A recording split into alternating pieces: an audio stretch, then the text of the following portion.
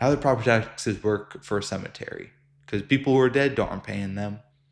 They might not have family members who are able to give checks every year for these property taxes, or is upfront cautious so much they'll pay the property taxes for so many years in the future. Which, I don't know, cemeteries, the land they take up, like, man, this just kind of feels like a waste.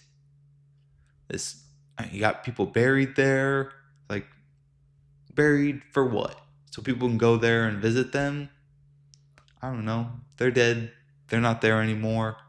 Why do you need this place in the middle of the city to do this? 3, 2, 1. Hello, welcome to the Pretty Huge Cinema Podcast. Today, we're going to get into how I'm getting gouged for thousands of dollars, the best concert I've possibly been to, and what sport I'm going to push my kid into to get the biggest payday. Please make sure to like, subscribe, comment, follow, support the channel, all of those ways. Thanks. All right. Woo, what an intro. All right. I gotta make sure the camera's all set up. Now the real listeners are here. So today, recording a little later in the weekend, still a little bit tired. I took a nap. I went horizontal for a little bit.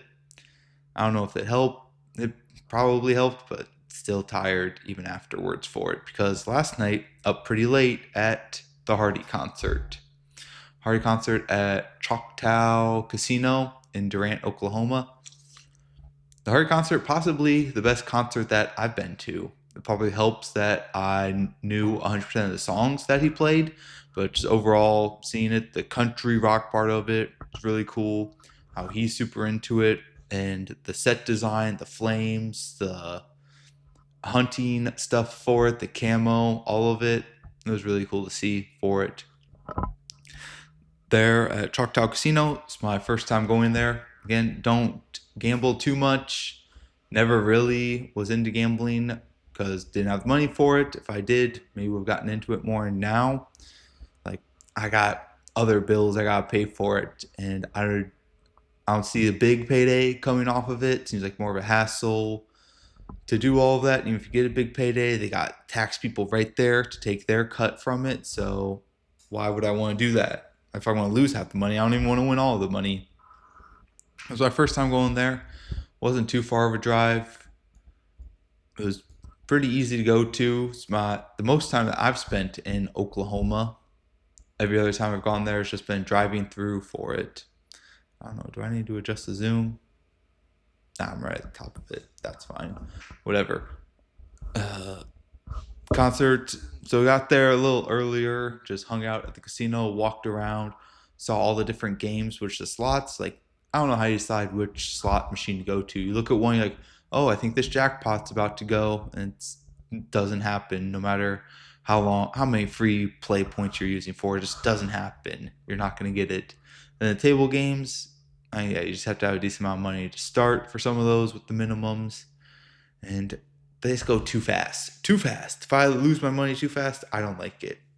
Because thought of, okay, I can use this couple $100 to see a concert. That's going to be a 3-hour event. Okay, cool.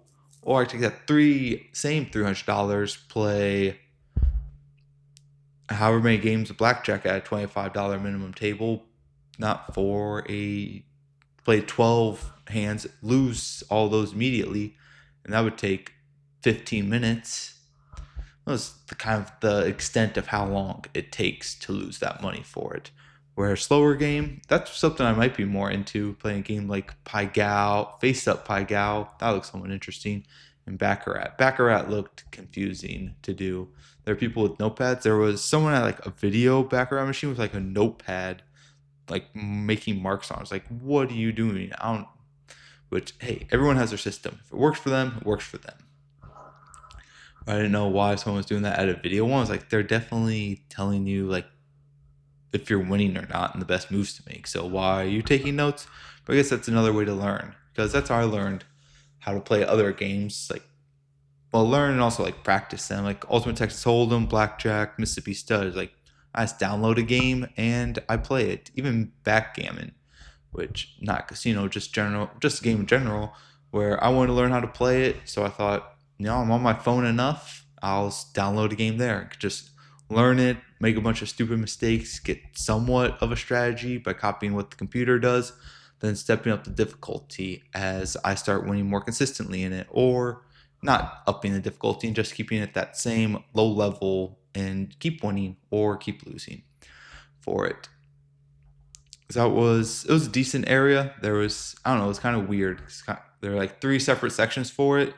There was a non-smoking section, a smoking section, right next to the kids' play area, which they had a movie theater. I thought that's also a cool place to go to, where if you're losing all your money, you need just a break, a reset, go to the movie theater, relax, maybe fall asleep, and just wake up refreshed, ready to go back. They had another non-smoking section. Just kind of walked around there. They didn't have really too good of a lounge. I think they had a sports book to go to, but I didn't spend too much time in there. Didn't make any futures bets on the Stars because Stars got killed. And there's who else? Oh, I didn't make my NBA playoff predictions. Who's gonna win it? Oklahoma City. Yep. I don't think Choctaw is too close to Oklahoma City. I think it's still a couple hours, but they're picked to win it. NHL, I'm gonna go with the Avalanche. Yep, good. I didn't tweet those out. Maybe I should, since it is the opening weekend of it, but it's also pretty much the weekend's already over for it. We'll see what kind of engagements I get on those. Hardy, his opening guy he had started half hour late. They only did a 25-minute set. So I don't know why that happened, why he didn't play longer and just like shift the end of the concert back. Because Hardy, his part of it ended like exactly at 10:30. Thought, why is this ending right at this time? Did he compress some other things? Did he make the stage people change things out faster? What's going on with that for it? Because beginning guy, I hadn't heard of before. McCoy Moore. It's like his name's backwards. Moore McCoy. That would be pretty cool if you said, yeah, just more McCoy. That's just your catchphrase you put on everything. It could be more anything. Maybe that is that a good kid's name? More. I don't. Probably not. But it's kind of funny thinking, oh, what's your name? More McCoy. Like, that's a weird thing to say. You want more McCoy? Yeah, everyone wants more McCoy. But he just signed a record deal, I guess, in Nashville, so he didn't have really any song. I didn't recognize any of his songs, which makes sense because I don't think he's released any records yet. Maybe some singles. I haven't looked him up beforehand because I didn't want to do too much research beforehand. And some people do that before concerts. They look at playlists. They listen to the person all the way leading up to it, which I don't want to do that. I'd rather just been surprised by it. And sometimes it turns out well, sometimes it doesn't. We're kind of waiting because if it's a longer concert, you have to kind of like plan out, I guess, when you're gonna go to the bathroom, take a break, and stuff like that. Okay, I can see doing that. But for the concerts I go to, they're not all night 3 hour events, like hour and a half, and you can go to the bathroom pretty easily between the people. Unlike a comedy show where, yeah, you have to kind of plan out when you're going to go, what you're willing to miss, because no break time between then, which they might. Should they add in an intermission in comedy shows to give people a chance to go to the bathroom and take a break? Probably not, because they probably want to keep whatever momentum they have and keep that going on. So they probably don't want to implement that for it. It was really cool seeing Hardy perform his own stuff, get a bunch of hunting stuff out there, which, yeah, I'm okay. I don't do any of the hunting stuff, but seeing him do it, having fires and stuff like that, no guns brought out, but like a hunting tree stand thing he had out there. Then on the way back, I probably could have driven all the way home, but just stayed in a regular hotel. Nothing too crazy for it. Is that the most stuff from the concert? Yeah, knew 100% of the songs. That was the biggest thing because even concerts that people have been to before, I didn't know all of their songs for it. It was hard to tell at the concert who was there buying tickets and who was there like who got comp tickets from the casino. So I know that's the thing that casinos do. Yeah. Sometimes they have comp tickets, but I don't know if they just want to fill it up, how much are free and how much they're actually paying for it. That was happening then on Saturday. On Friday, man, Contractors are coming here to fix things up, get things done. Nothing too crazy. Man, I am getting gouged. I got to figure out how to negotiate better. I got to take some sort of class. I got to read the book, Never Split the Difference on negotiating, how to read a person. Because, man, I'm not good at it. I freeze up. My sentences just don't make sense for it. Someone will give me a quote. I keep saying "oh" at the beginning of things. Someone gives me a quote. They say it'll be this much, minimum, blah blah. I ask them, is there anything else you can add on? Some smaller cleaning thing that we can just add on here that'll be combined with this and won't drive the price up. I came close to asking what the cash price would be. I don't know if that's a good thing to do. If that tells a contractor that I think they're a sketchy enough person who would accept it, maybe I'll try doing that next time. Well, I'll ask for cash prices. The contractors kind of come in, they say, this is the number. Okay, bye. And if I get multiple quotes on things, do I got to reach out to previous people? Do I got to reach out to the people and say, hey, you tried hard, you did your best, but you didn't make the cut today. You are the weakest link. Do I need to do that to these contractors? Make sure that they know that I didn't pick them, let them down smoothly, or do I just ghost them? Because in the future I might need a quote as well, and I don't want them to think that I just ghosted them and didn't consider any of their services. I considered it, but I also considered this other contractor for it. So what's the big deal? And they might know that giving quotes is part of the job, where sometimes you get it, sometimes you don't. And then that ends up people not coming out to give quotes, and they just try to give quotes over text message. I don't like that as much. I understand smaller businesses, they don't want to send people out to give quotes because it might be a waste of their time when they got other stuff going on. Or it's a faster thing where if they want to get someone out to get a quote, it would be a week, or they could just give it over text message. That could be the case as well.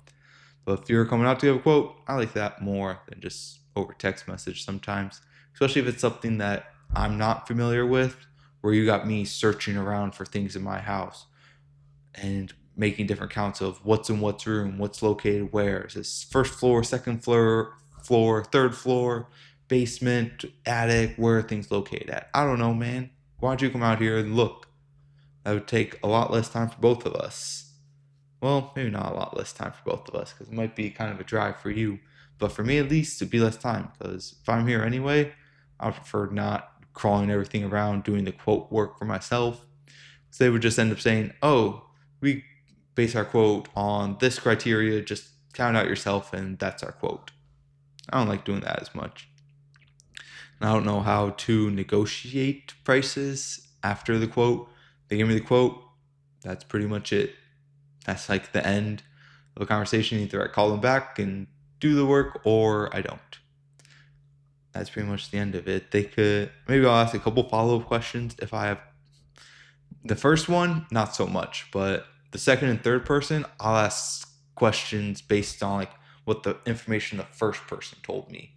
Where the first person told me all this information, they're going to do this technique, then asking follow-up people if they do that. Or if I had time to ask chat about it, that also works for it. Okay, talked about that, talked about bad negotiating. It's tough. And it's the second thought of, okay, what returns am I going to get if I get this work done? I guess I haven't put too much thought into that because I kind of just want this house to be how I want it to be.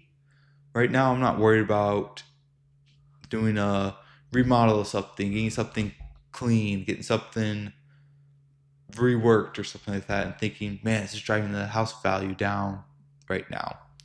It's not for it. The tax assessor place, they'll get whatever housing appraisal that they think this is worth and tax me based on that. Which, talking about taxes, do people at cemeteries pay taxes?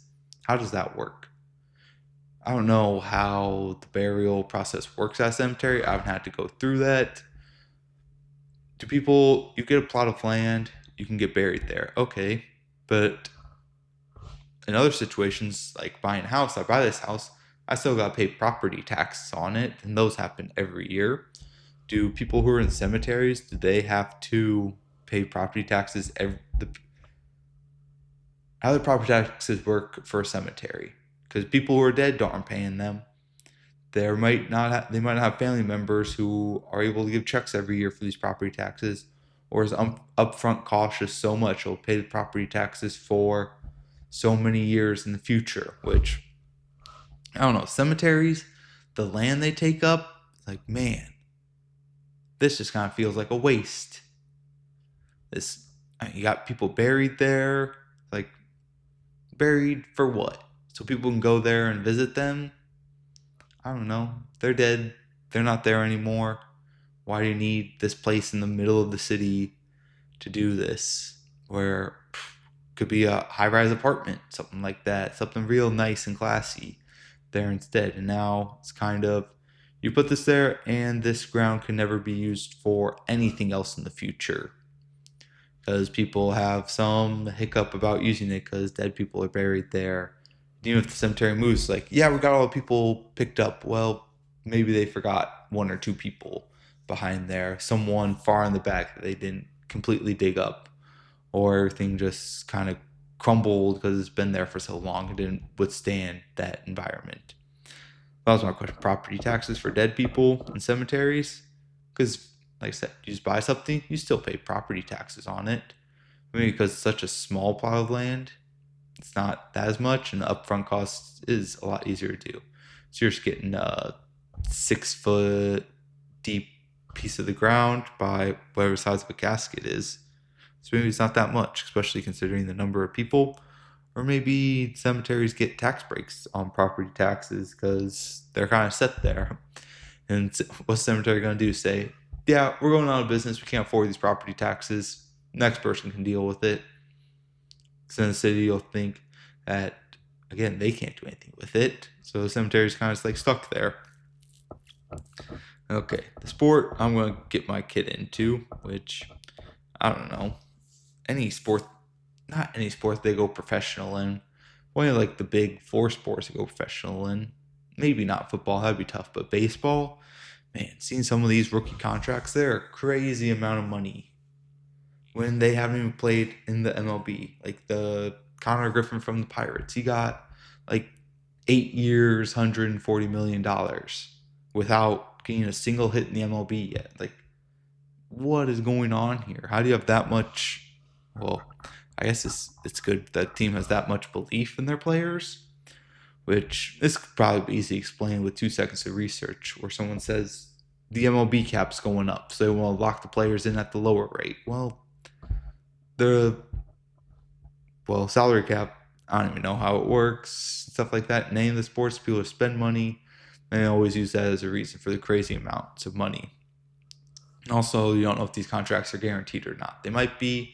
I don't know if MLB contracts do it the same way as NFL contracts do, if that's the case for it. 8 years, $140 million. This kid's like 20 years old. That's so much money to do that. And yeah, there are player options, stuff like that to do. But just the sticker price of seeing that, of, again, rookies who haven't even played in the MLB. How is this happening?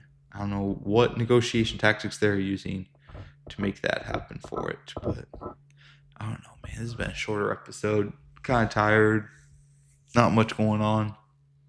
Gotta do, yard work starting back up again. I think I mowed the yard like every couple weeks. That's way too often.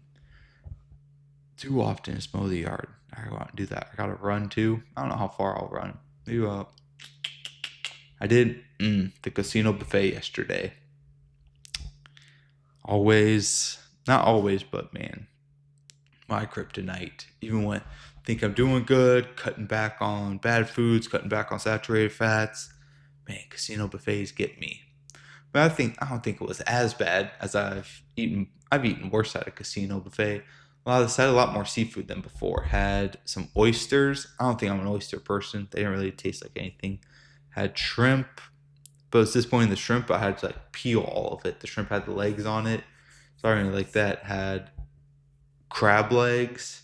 Those, I don't know. It's just kind of a pain cracking them open and getting to the inside of it. First, I had to figure out how to do it. So I had couple trial runs of figuring out which ones of how to do it with the little snapper thing. But I think towards the end I was figuring out how to do it. But again, it was at the buffet, and they would give you like 16 crab legs just to be like, here you go, deal with that. So it wasn't that bad. It's a prime rib. It was all right. Some turkey. It was all right. Had just a big plate of fruit, which man, that hit the spot. Didn't wasn't a low sugar event, which hey, it's natural sugar, so it's fine. But they just had like 5 things of fruit. It's like, guys, have all of those, and they were gonna give me this smaller bowl of fruit, and I said, hey, slow down. You see that plate over there? Just fill that big plate up with all this fruit. So there's a lot more seafood. Didn't have any of the fried catfish stuff like that. It had some vegetables, green beans, carrots, things like that. Didn't have the taco station, Chinese station. Those are, I don't know, they just kind of throw those in there. The Mexican food station, that's just a place for kids only. That's almost 100% kids place to eat at. Because the adults, like, so all this other stuff. In the taco place, it's like, this is like lower quality stuff that's not being turned over as much, and it's just sitting there for a long period of time. No adults going to a casino buffet saying, you know what, I don't want that Mexican food. I want the taco bar over there. That's not happening. That's not where people are going. Some people brought their own gloves to snap the crab legs with, which makes sense. Some of them were a little sharp. My hands definitely smelled like seafood afterwards. But I think I washed them good enough to get that scent off of it. Yeah, these podcasts, I guess they're just getting shorter. I don't know. Maybe I'll make them longer one day when I got more going on. When something big happens. Or I'll just turn to playing Tommy in basketball every week and putting those clips out. Which some of those clips, I don't know how they're getting so many views. I guess it's the time of day. The algorithm's finally on my side, helping me get subscribers and views. Maybe that could be the case. Because some of them, it's like the most viewed one as the transition layups are key. Should I put it in the pod right here? Transition layups are key. And it gets like, becomes my most viewed video. And I thought, this is almost nothing. I guess it's the time of day, the content of it. Not the content of it, but like the hashtags of it. Just, I don't know. Maybe people just like me seeing playing Tommy and beating him in it.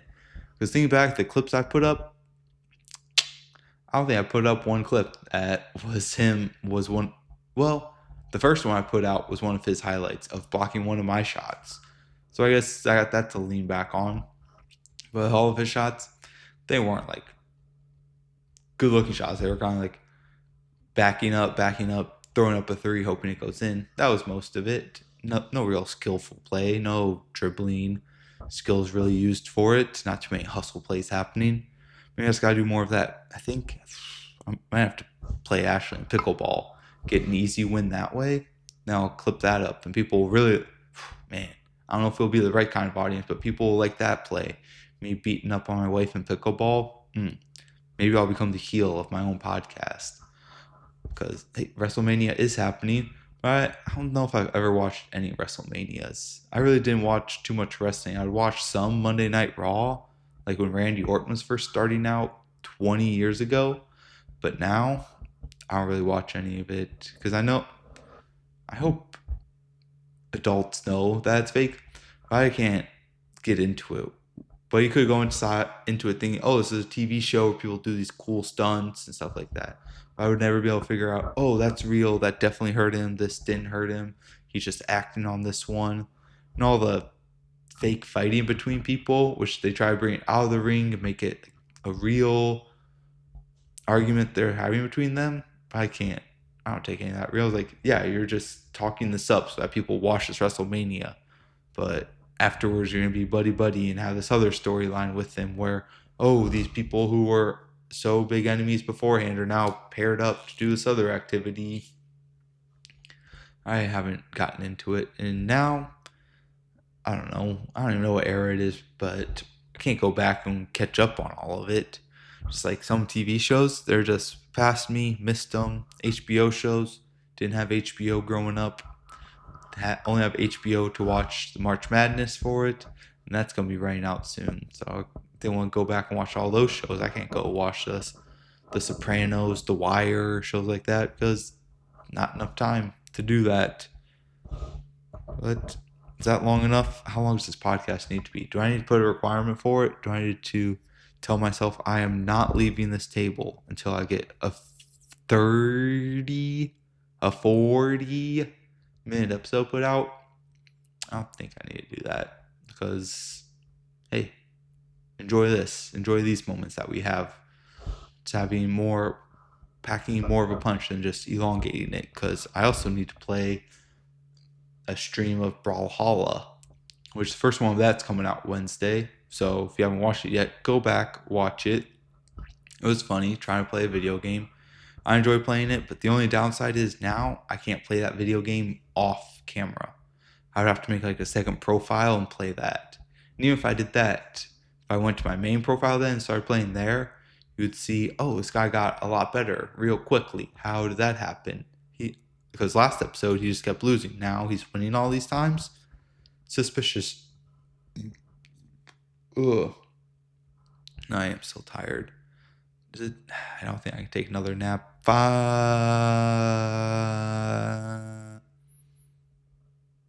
It's 5 o'clock somewhere. But it's too late to take another nap, so I think I just got to power through this. And I don't know, maybe I'll go to bed like at 9 o'clock. We'll see. Not too much going on. Just watch some playoff games in the background. The NBA ones. Yeah, we'll see how that goes. I think that's enough time for me. That's all the topics I had. They said not moving the fastest here. We'll see what happens. But thanks for tuning in. Please make sure to like, subscribe, comment, DM, reach out, all that stuff. Help this podcast grow, help the channel grow. Watch the review series Tommy and I are going through. We're reviewing Walmart pies. I don't know, he enjoys them, so that's what we're going through and reviewing. And a lot of video games coming out, the Brawlhallas. Maybe I'll have to convince Ashley to play some pickleball and let me win. We'll see what happens with that. But talk to you guys later.